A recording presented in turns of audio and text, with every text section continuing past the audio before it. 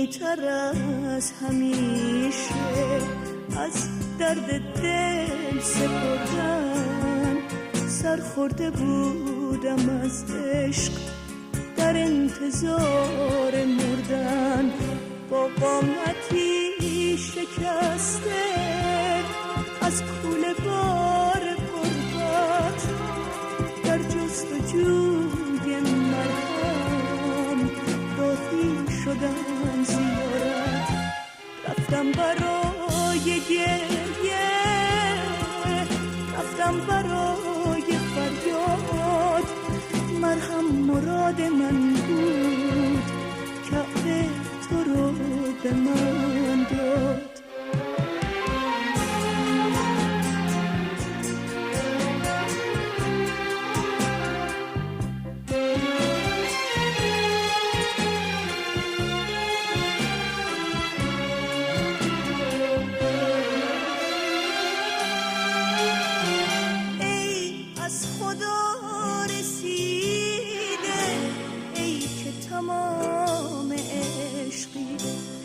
جسم خالی من روح کلام عشقی، ای که همه شفایی در عین بی‌ریایی،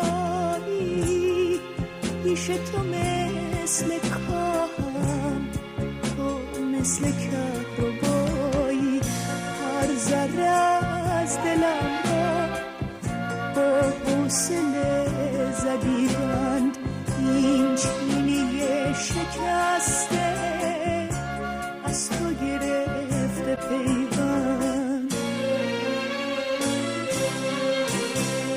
ای تکیه‌گاه گریه، ای هم صدای فریاد، ای اسم تازه من، کعبه تو رو به من داد.